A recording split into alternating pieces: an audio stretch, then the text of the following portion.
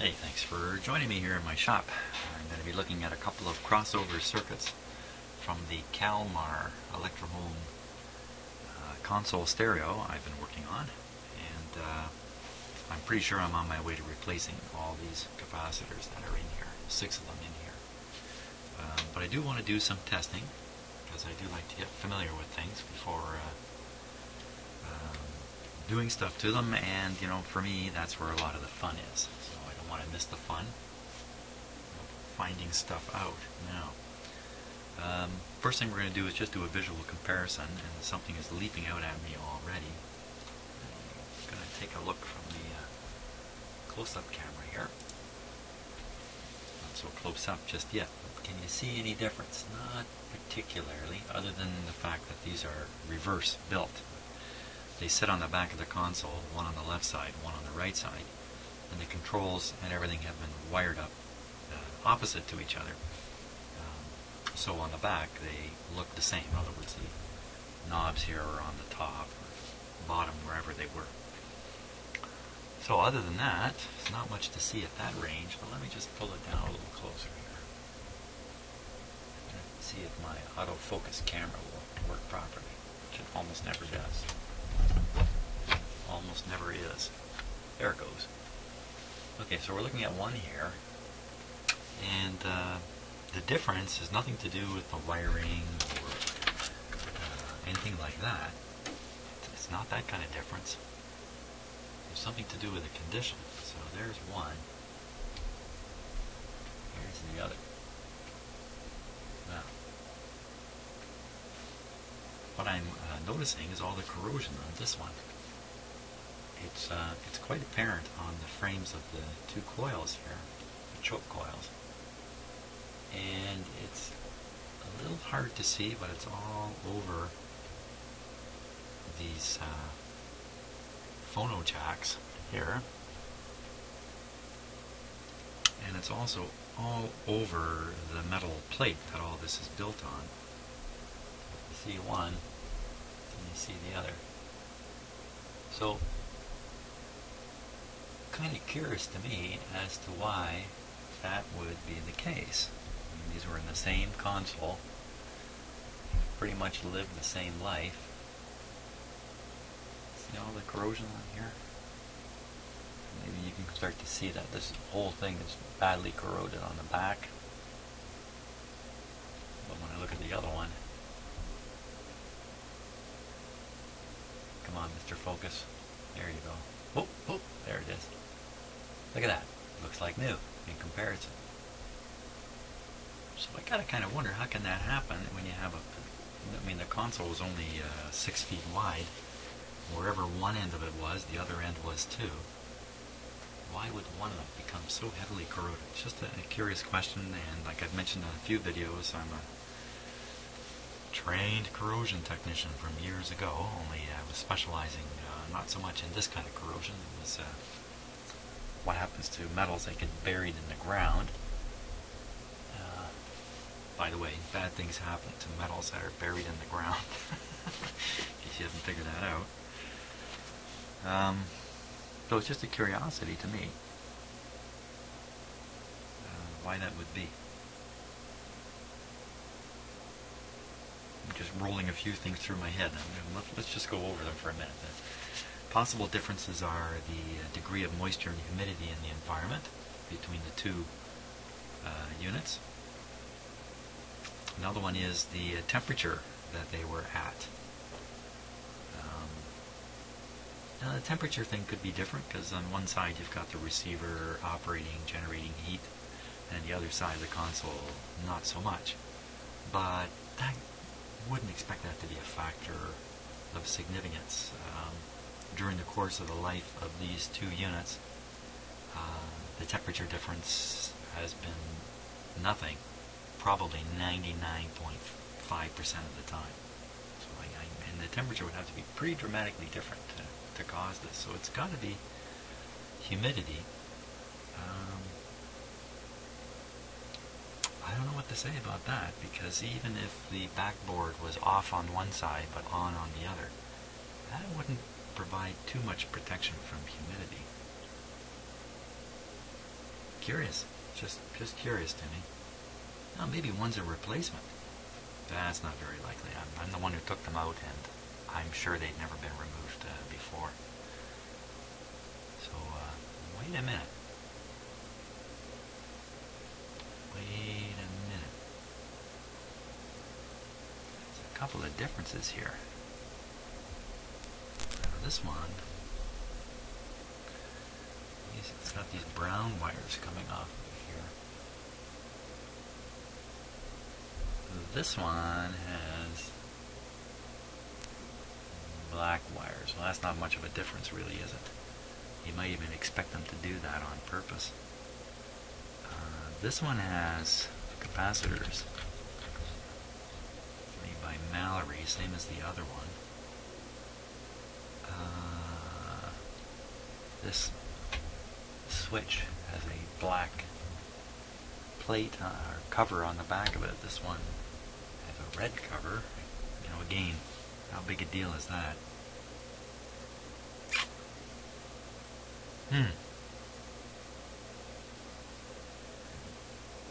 Oddly enough, here on the clean corrosion-free one, this control looks much, I don't want to say older, but looks like it's had a harder life than this one, which is much cleaner. That's bizarre. I don't know. What are the chances? They got to be. Well, you know, in the factory environment, these things could have been built at tremendously different times. Well, not tremendously, but they could have been built months and months apart and stored in some way. I don't know. Enough of that. Enough of that discussion about corrosion, but it's just a very curious thing to me. I think what I want to do is hook these two guys up.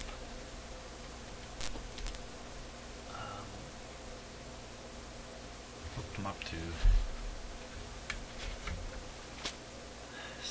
some speakers initially, and then after that I want to hook them up to some resistors. I don't want to hear the sound coming out of them. I only have a couple of speakers here also. I don't think I want to spend a lot of time on setting up a bunch of different kinds of speakers here. I think I'm going to use resistors, and I think it's going to give me a chance to use my new scope down here, which I'm anxious to get some use out of, get some practice on. Let's take a look at the schematic diagram here. Okay. We'll just look at one side. So you can see the amplifier signals coming here.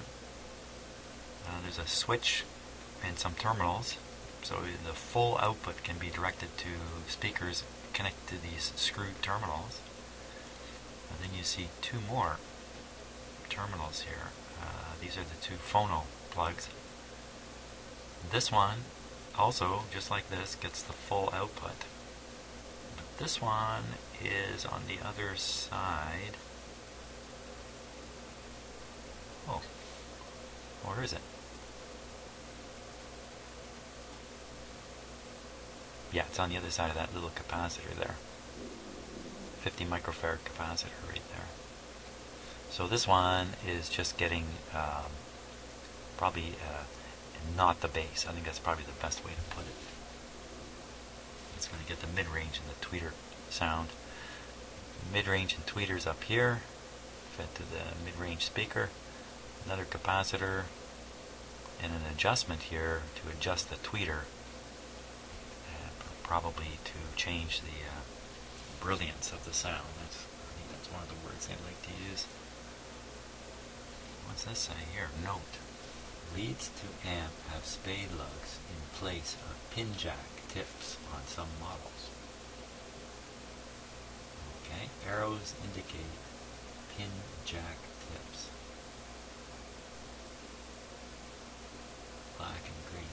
Of course, a big deal with these systems is making sure that all the speakers are in phase and you don't have a reversed phase relationship between any of the drivers or the left and right channels. So you have to be very careful about how you hook these wires up. black, yellow, black, blue. Make sure you don't get them reversed.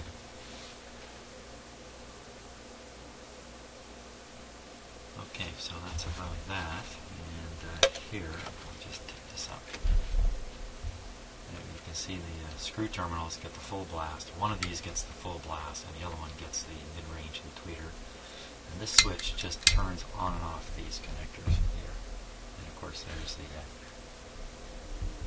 brilliance adjustment, or whatever you want to call it. The tweeter adjustment, I guess, would be the best thing for us to call it. So I've got to sort out which of these wires goes where, and get it set up for testing. We'll just see if this thing really can do its job still with those old capacitors in there.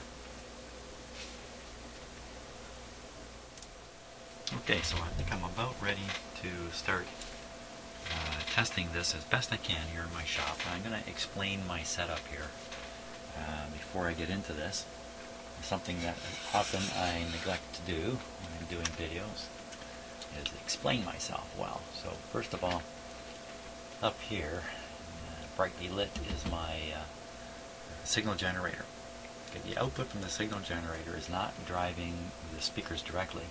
The output from here is going through this little amplifier, and that's to improve the impedance matching, since the output of my signal generator is high impedance and of course the speakers are low impedance. So last time I did this, I received some guidance suggesting it might be wiser to match the impedance using my little amplifier here. So the output from this amplifier is on these wires, and they're currently clipped onto these long wires, which are the input to the crossover network.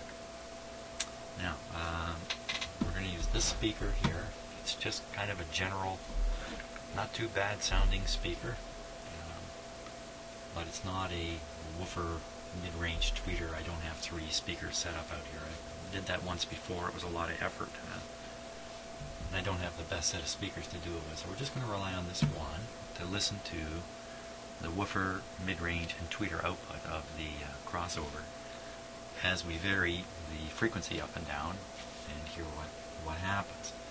So now I've taken a look at the schematic diagram for the crossover, and I figured out 3 places where I can connect the other speaker lead, there it is here, to pick up the bass sound, the mid-range sound, and the tweeter sound. So I'm going to hook it up to where the bass sound should be, and that's where this green wire connects here. Well, I'm not going to hook it up right now. I'm going to turn on, I got a few more things to show you here. Wait a minute, skipping ahead. Let's head back.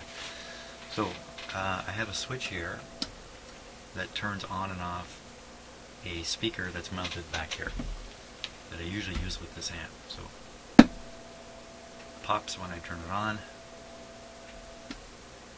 Can you hear the little tone? There's the tone. That's about 700 hertz we're hearing there. I can turn it off, that speaker. Now it's only on these output leads coming over here. So if you hear a tone, it's got to be coming out of this speaker. Okay, let's see if we can hear a tone. Hey, and the answer is no, we cannot. Why would that be?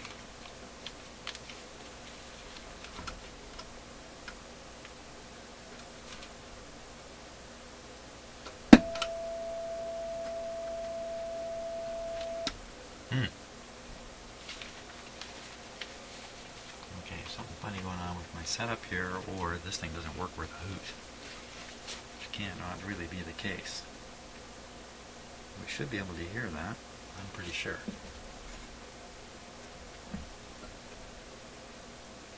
Nothing. Nada. Okay, let's try another. Let's just check this connection back here. Yep. Speaker's connected. Well, let's try a couple of the other takeoff points here, just in case. So another one this brown wire goes. Nothing. Okay, let's check it right against the input. The input's here. Interesting. Okay, that's a 700. Now, you know, let's put on a close-up camera here. There is something that I was thinking about but didn't say anything. These connectors have switches inside them. And just get a little bit of a different angle here. You can kind of see it.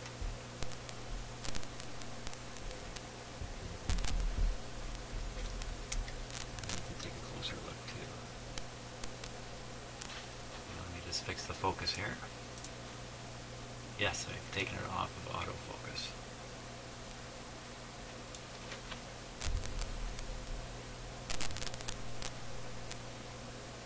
Okay, so we're looking at the back side of a phono plug. Okay, and a very corroded one, which I notice I haven't tried cleaning. And right inside here is a little metal piece that will get pushed when you plug in a phono plug. This piece here will get pushed. I'm not exactly sure what the idea of this is, but with all that corrosion, I was wondering, can this possibly work? Now, more it looks to me like without a plug in here, this thing should be touching over here.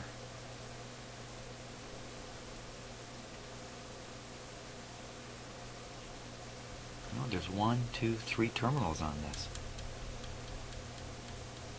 That's a little more complicated than I thought. I think there's a problem right away, right in here. And, you know, these are never going to be used by the owner of this stereo. I may have to jump them out just to get rid of them. But I would like to know just exactly how they work. Let's take a peek at the schematic again here. Well, this shows a different style of plug. That to me looks like those big 1/4-inch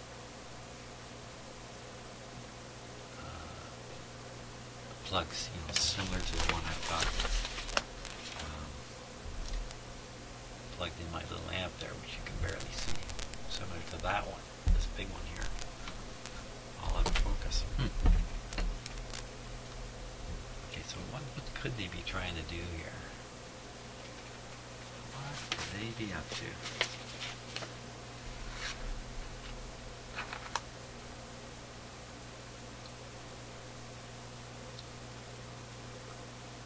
So there's no switch representation on this schematic at all. My answer would be I got no clue what they're trying to do still. Okay. Let's just stop for a sec here on the testing. Get out an ohm meter. Maybe a continuity checker, and let's just see what's going on.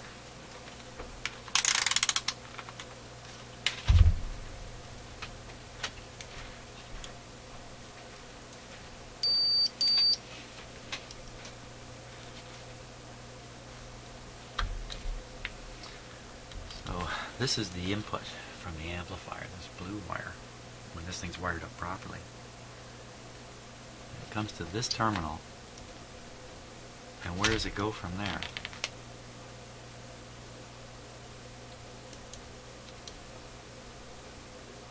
Is there another wire down there? I can't see it. I can't see. Oh, maybe there is. I think there is. Oh, maybe that's... no, that switch shouldn't. That's just going to the switch that switches this terminals on and off.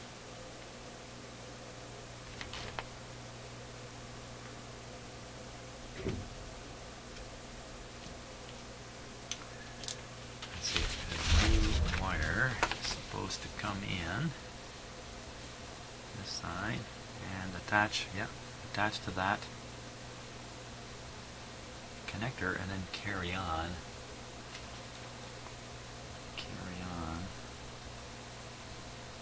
to a point between a inductor and the capacitor.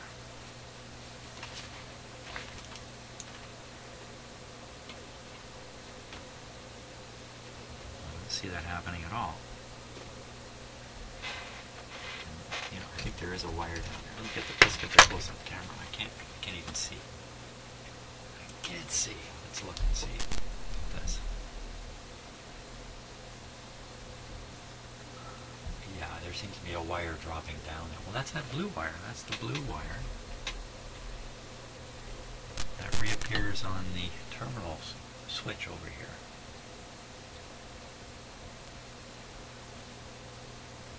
Looks a little green in the camera. I don't get it.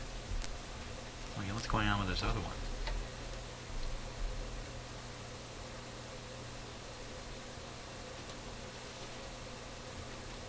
Getting it. It's not working for me here at all. This is the simplest circuits going here. There's nothing complicated about them, but they got me all fooled here. Let's try this one over here.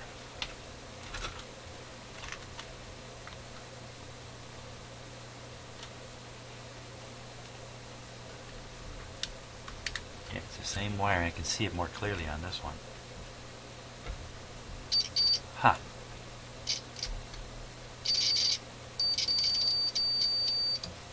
So it's getting through there. But on this corroded one, it's getting through what the heck? Maybe because I moved that tang a little bit. Well, that's interesting.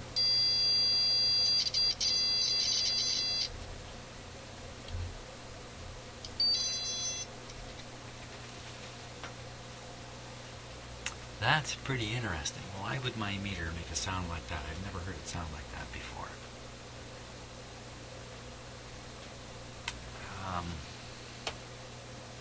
What are the chances that this thing's turned itself into a diode?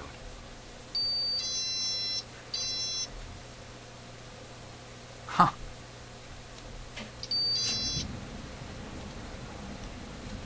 Can you believe it? Can anybody believe this? Just discovered the diode. Watson, come in here. I need you. Check this out here.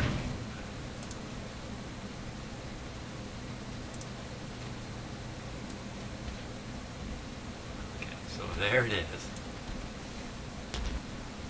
I can't believe this. Now I bring my probes up this way. Nothing. This way.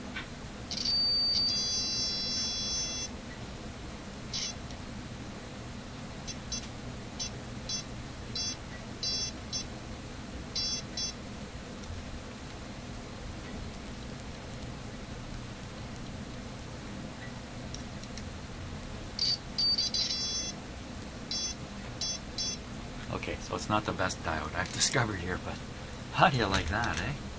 Wow.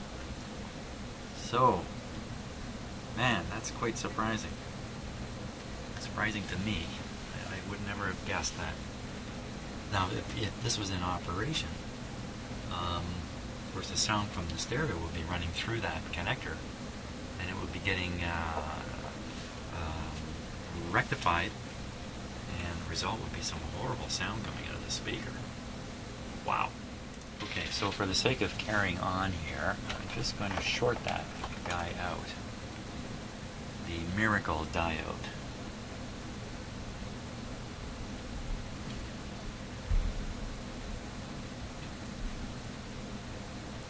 That's probably good enough. Close-up camera is close up.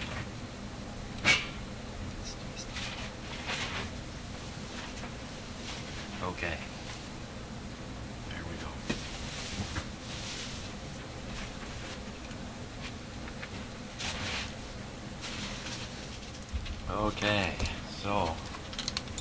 once again, I'm saying okay every 10 seconds.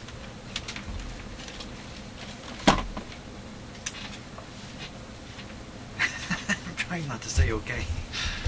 Yeah. Let's see now if we can pick up the sound where we should. Yikes. We should be hearing that tone.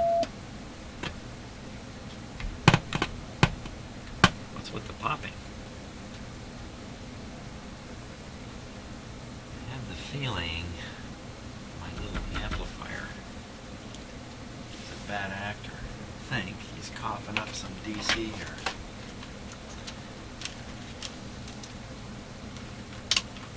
It's quite a good amplifier. It has huge range, frequency range. Little Heathkit amplifier. There may not be any kind of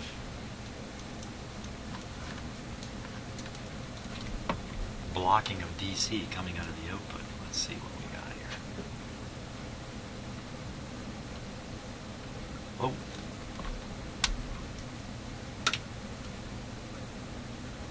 Oh my gosh, 14 volts. Oh my gosh.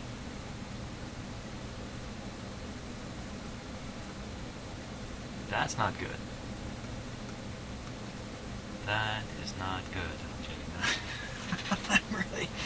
I'm really stuck here. So that's why this thing always pops. Is it a real 14 volts? Wow, see, most of it disappears. 0.8, 0.18 now. So it's just some kind of capacitor discharge. Not to worry too much about that right now. It certainly explains the pop I've been hearing since the day I built this amp. That would be 35 years ago or so. But it still raises the question, where is the tone?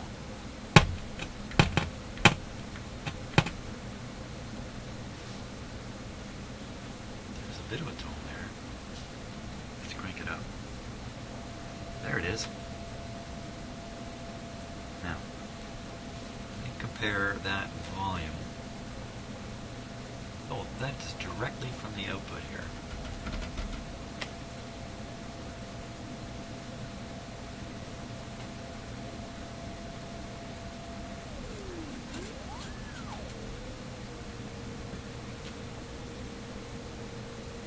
Okay, change of plan.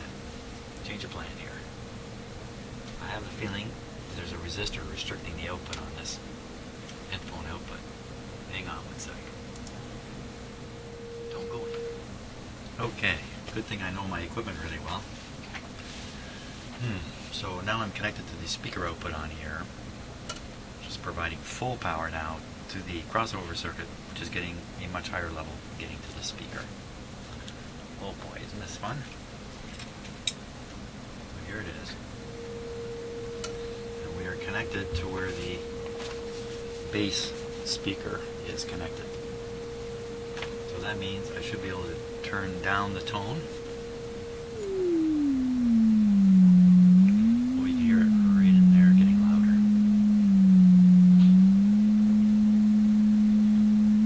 Let's go a little lower here.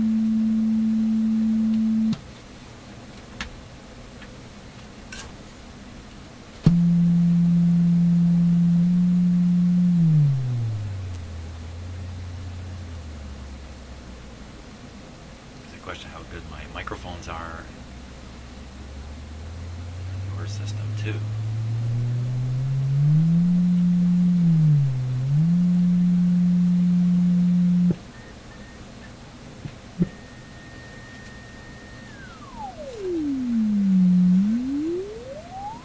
It does seem to cut back the highs around the 200 hertz, somewhere in that range roughly. It's what it sounds like to my ear. Okay, so now we'll go on the mid-range. I'm actually doing the test finally. Hey. Okay, we'll hook up to the mid-range.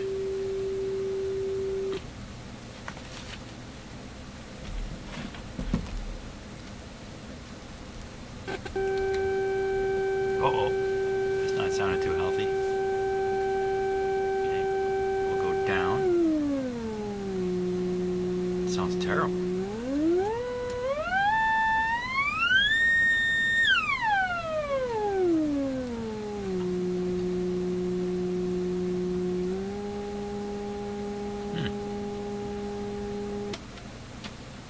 Okay, and now we'll hook up to the tweeter.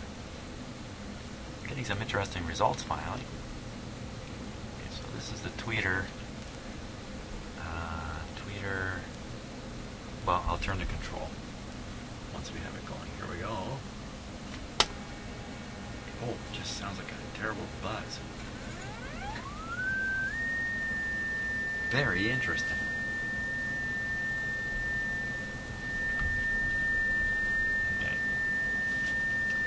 So what I hear is a fairly clear tone. We're up around, where are we here? We're up around 2 kilohertz, 2000 hertz. Fairly clear. As I come down, it gets that, it sounds like it's being rectified.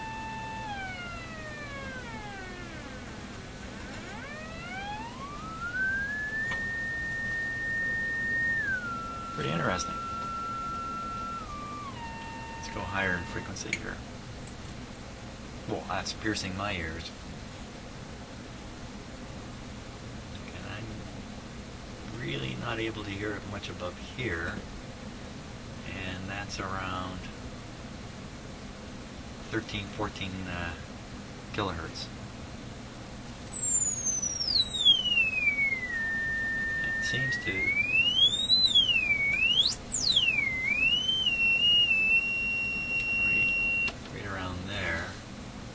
around 3 kilohertz. Should have wrote these down. Let's write them down here. Go through the whole thing again quickly. On the tweeter.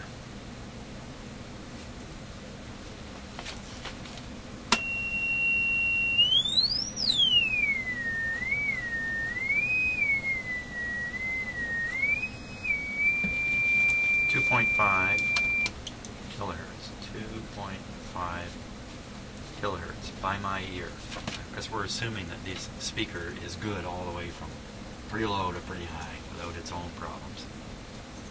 Probably a pretty good solution. So the tweeter gets everything above 2.5 kilohertz.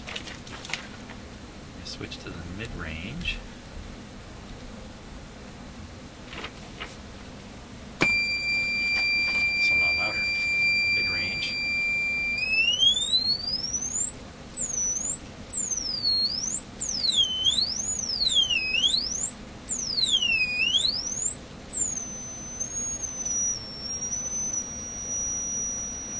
Well, hard to say for sure.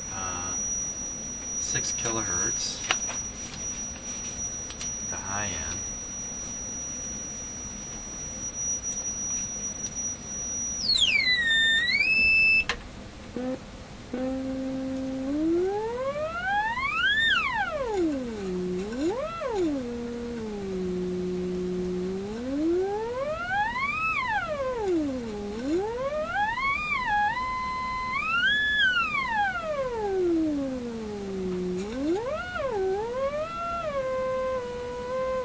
Somewhere around there, 500 hertz. I'm just doing this by ear, obviously. And then if we go on the bass, let that sound a lot nicer.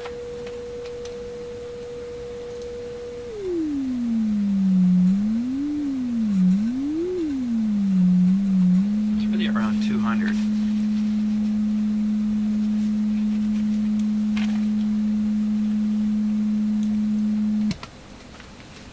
So this guy, this would be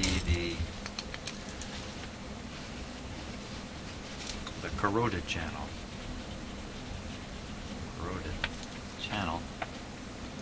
So what I'm getting out of this is bass is working well below 200. Sounds okay to me. Mid-range, 500 to 6 kilohertz. I don't know. I guess that would be okay. and then the tweeter 2.5 kilohertz and above. So there's a gap here and an overlap here, and the sound quality is very bad on the mid-range. Distorted mid-range. Tweeter could have been distorted. Maybe it's just not very. It's a little hard to hear it as such. Okay, so I'm going to switch now to the other one. I'm going to repeat this. And we'll just see if there's any difference between them. Okay, so I'm connected up now to the other crossover network. I'm on the bass channel, or bass output. Let's hear it. Voila. And we'll see.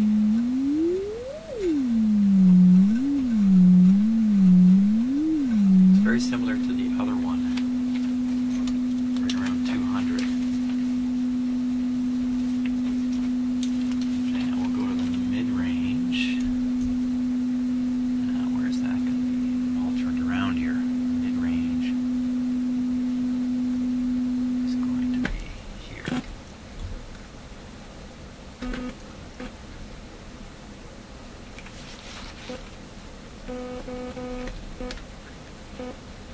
Get on there. There's that funny sound again.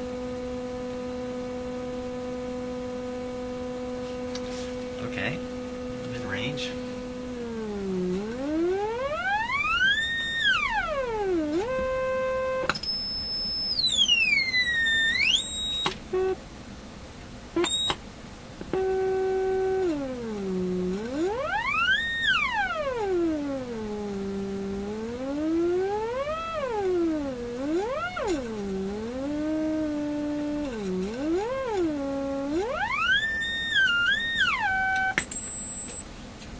Seems to like everything.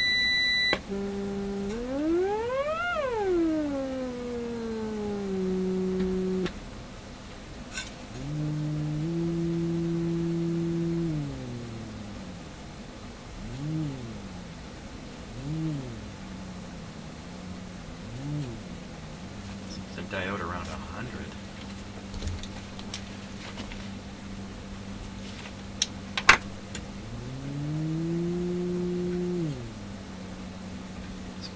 Bass just to compare that. Bass output. Okay. So there's definitely a little more bass coming out of there.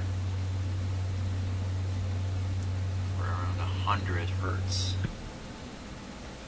Okay, now we'll go to the tweeter. The tweeter was here. You don't hear anything at 100 hertz. That's good.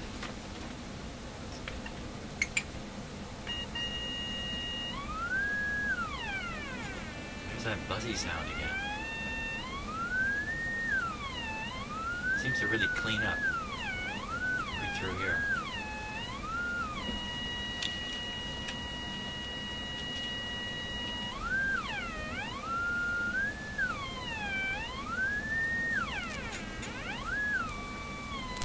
Well, that change is occurring around 1000 hertz. Right in there. 1250 hertz.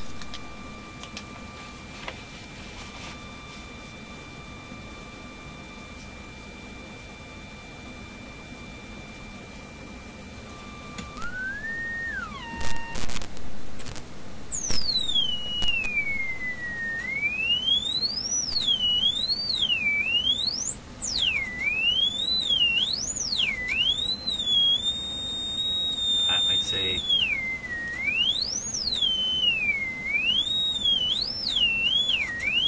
not much difference. Maybe 3,500. Look at that ear piercing.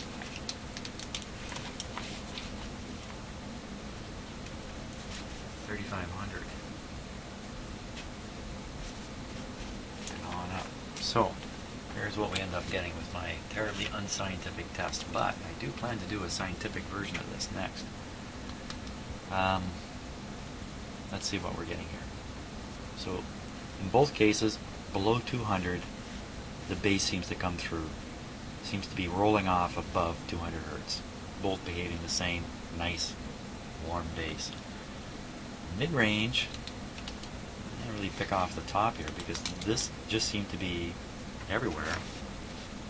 I'll stick, I'll write 8K on here. Seem to just about cover everything, but distorted. Very curious. And notice I didn't have to jump the switch out on this one. Oop, where are you looking? I didn't have to jump the switch out on this one, like I did on this. And then the treble, or the tweeter, I picked it off around 2.5. It seemed to get its juice going. Again, it's not a very strong roll-off at all. And this one, I picked it off at 3,500, but you know, it's not a lot of difference. I think the real key with a crossover is to get the bass to go to the bass speaker and nowhere else. I think that's the primary key with a crossover. If you can achieve that, you've done okay in the sense that you're not going to damage some speakers. If you let the powerful bass signal get up into your mid-range, it might be a little too much for it. That's my thinking. I'm not a speaker expert at all. So, the interesting thing is that crazy sound, the buzzy sound coming out of this.